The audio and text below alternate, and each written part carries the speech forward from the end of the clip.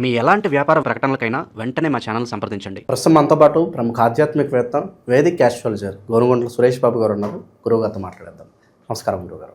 మణికంఠ గారు నమస్కారం అండి. సో 2026 విశేషంగా కర్కాటక రాశి వారి పరిస్థితి ఏ విధంగా ఉండబోతుంది? ఈ సంవత్సరం మీ రాశి వాళ్ళకి ఎటువంటి అదృష్టాన్ని తీసుకురాబోతుంది? ఓవరాల్గా ఎటువంటి జాగ్రత్తలు తీసుకోవాలి సంవత్సరం మొత్తం కూడా?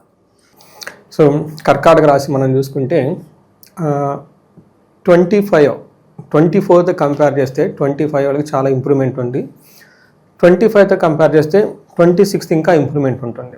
వీళ్ళకి ఎలా ఉంటుందంటేనండి, పెద్దగా ఒడిదుడుకులు ఏమి ఉండదు, సాదాసీదాగా వెళ్ళిపోతూ ఉంటుంది లైఫ్. ఏదైనా ప్రాబ్లం వచ్చినా కానీ చిన్న ప్రాబ్లమ్స్ వచ్చేసి వెళ్ళిపోతూ ఉండి వీళ్ళు మేనేజ్ చేసుకుంటారు. అంటే కొంచెం స్టేబుల్గా అయితే ఏముండదు, కొంచెం అప్స్ అండ్ డౌన్స్ కొన్నిసార్లు బాగుంటుంది, కొన్నిసార్లు బాగా వెళ్ళిపోతూ ఉంటుంది. బట్ ఓవరాల్గా తటస్థంగా ఉండి నార్మల్గా ఉండే రాశి కర్కాటక రాశి.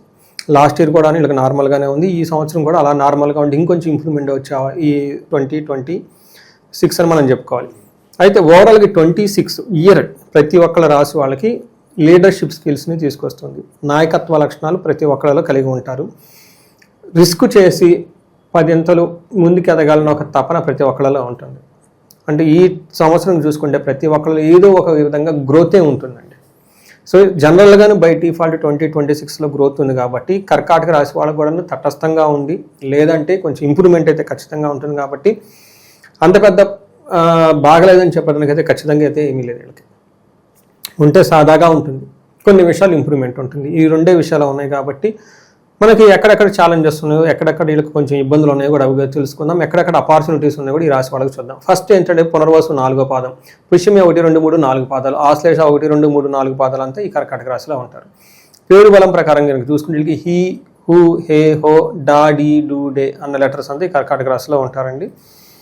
గ్రహాల యొక్క స్థితి కనుక గమనించుకుంటే శని, తర్వాత గురువు, రాహు, కేతువులు యొక్క మార్పుల్ని మనం బేసిస్ చేసుకొని ఒక సంవత్సరం ఇయర్లీ రిజల్ట్స్ అయితే చెప్పుకుంటూ ఉంటాం.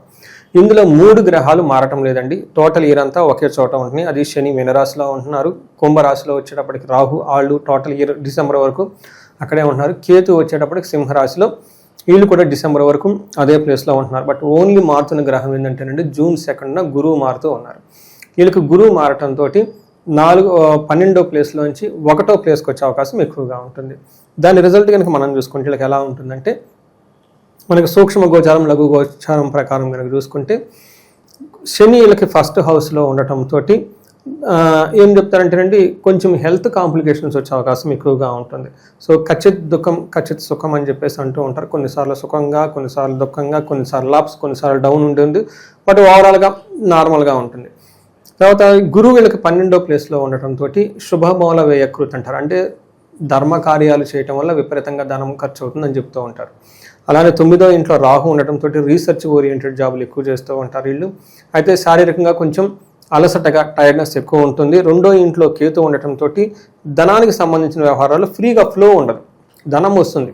కట్టింగ్లు కూడా ధనం వస్తూ ఉంటుంది. ఒక 100 రూపీస్ ఇవ్వాలనుకున్న వాళ్ళు ముందు ఒక 50 రూపీస్, తర్వాత ఒక 20, లాస్ట్లో ఒక 5 అలా కట్టింగ్లు పెట్టుకుంటూ వెళ్ళిపోతూ ఉంటారు. కటింగ్ మాస్టర్లు ఎక్కువ వీళ్ళకి. ఇలా ఉందన్నమాట. అయితే ఓవరాల్గా కనుక సిచ్యువేషన్ కనుక చూసుకుంటే ఇంప్రూవ్మెంట్ ఉంటుంది. శని వీళ్ళకి 9వ స్థానంలో ఉండటంతో ఏమంటారంటే శోక రోగం, మహాదుఃఖం, కచిత్ సుఖం కచిత్ దుఃఖం అని చెప్తారు. తర్వాత స్వధారయ సుతే క్లేశం, నవమస్తే భవేత్ శని అంటారంట. అంటే శని కనుక 9వ ఇంట్లో ఉంటే ఏమవుతుందంటే కొన్నిసార్లు ఇబ్బందులు పడుతూ, కొన్నిసార్లు సుఖపడుతూ చిన్న ప్రాబ్లమ్స్ ఉంటాయి, కానీ పెద్ద ప్రాబ్లం అయితే ఏముండదు. సొంతగా భార్య, తోటి పుత్రులతోటి ఊరక మనస్తాపానికి గురే అవకాశాలు ఎక్కువ ఉంటుంది. అది పెద్ద అంటే అది కొంచెం ఇంటర్పర్సనల్ స్కిల్స్ అనుకోవాలి. ఇది ఒకటి శని, అంతకుమించి పెద్ద ఇబ్బందులు అయితే వీళ్ళకి పెట్టేది ఉండదు. అంత సీరియస్ కూడా కాదు. శని 9వ ఇంట్లో ఉండటం వల్ల సహజంగా తటస్థంగా ఉండే గ్రహం అక్కడ. అయితే 8వ ఇంట్లో మనకి రాహు ఉండటంతో ఏమవుతుందంటేనండి, మానసిక చింతనలు, తర్వాత అధికారులతో కోపము, ప్రయాణాలు ఎక్కువగా ఉంటాయి అని చెప్తారు శారీరకంగా. బట్ ఇక్కడ కూడా బాస్తో గొడవలు ఉన్నారు. వీళ్ళు ఈ సంవత్సరం బాస్తో విపరీతంగా గొడవ పడతారేమో. మీ ఎంప్లాయీస్లో ఎవరైనా కర్కాటక రాశి వాళ్ళు ఉంటే బాసులు కొంచెం జాగ్రత్తగా చూసి చూడనట్టు పాపం వదిలేయండి, వీళ్ళు మంచివాళ్ళు కాబట్టి.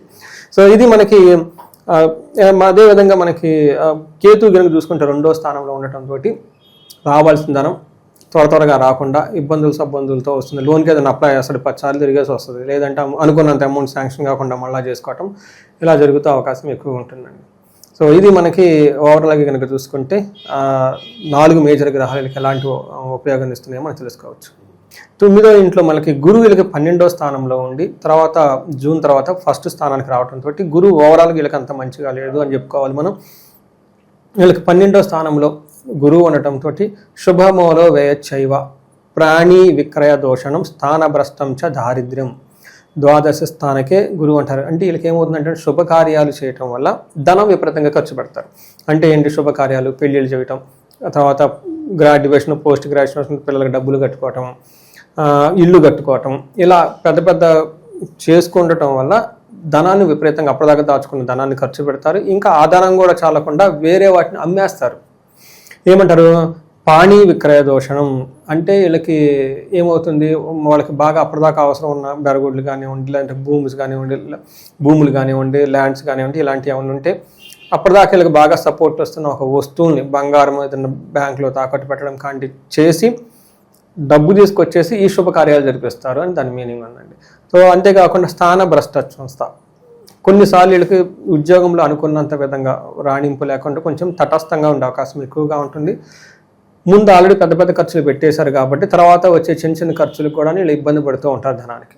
అంటే ఓవర్ ఫ్లక్స్ ఆఫ్ మనీ వస్తుంది, తర్వాత ఇబ్బంది పడుతూ ఉంటారు. ఇలా గురువు వీళ్ళకి 12వ స్థానంలో ఉన్నారు. ఓవరాల్గా కనుక చూసుకుంటే చాలామంది ఇల్లు కట్టుకుంటారు, పెళ్ళిళ్ళు అవుతాయి, తద్వారా ధనం ఖర్చు అవుతుంది, మంచి అని చెప్పుకోవచ్చు. తర్వాత 10వ స్థానానికి మారిపోతున్నాడండి, 1వ స్థానానికి మారిపోతున్నాడు గురువు. 1వ స్థానానికి మారిపోవటంతో ఏమవుతుందంటే ఉద్యోగంలో కొంచెం ప్రాబ్లమ్స్ వస్తాయి వీళ్ళకి.